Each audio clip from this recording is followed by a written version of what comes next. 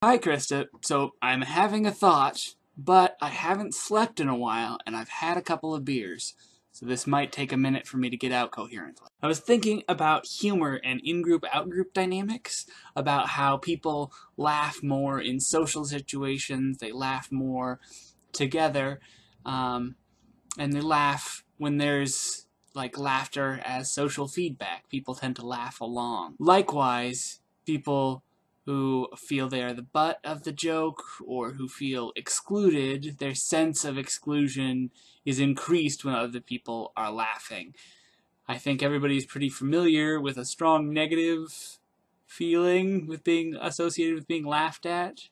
That doesn't feel good. And I'm sure we're also all familiar with not getting the joke. That's not a very nice feeling either. This is part of the reason why the jokes on Laffy Taffy or inside Christmas crackers or on popsicle sticks are usually bad puns.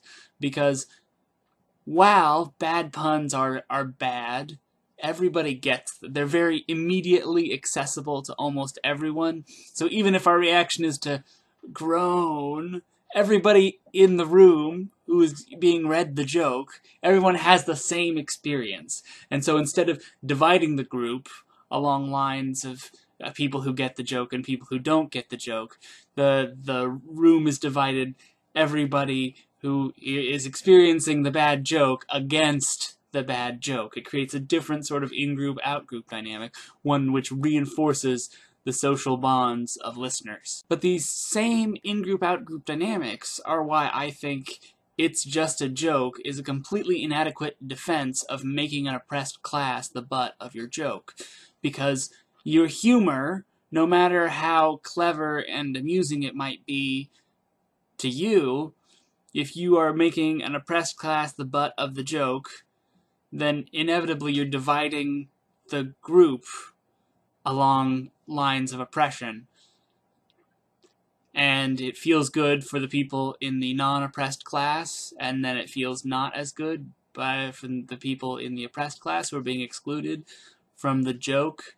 So the whole oppression thing that you're just joking about, haha, so funny, is actually something you're enacting by making that joke. Humor is a powerful tool because it can bring people together in a really immediate and cathartic way, where normally social inhibitions might get in the way of that kind of a strong social bond. Laughing together is a very immediate way to develop a connection with the people around us. However, it can likewise facilitate social division.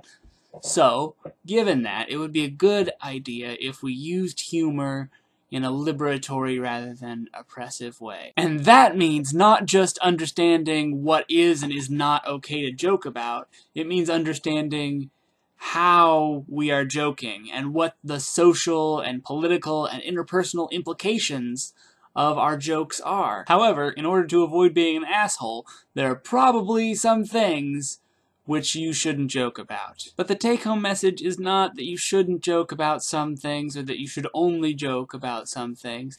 It is that you need to be careful with your words all the time, because sometimes it's easy to, in a really careless way, reinforce harms that run real deep and that hurt both politically and personally. And with that, I need to go to bed. So I hope this video was as coherent to you as it sounds to me, but given how tired and slightly drunk I am, that's unlikely.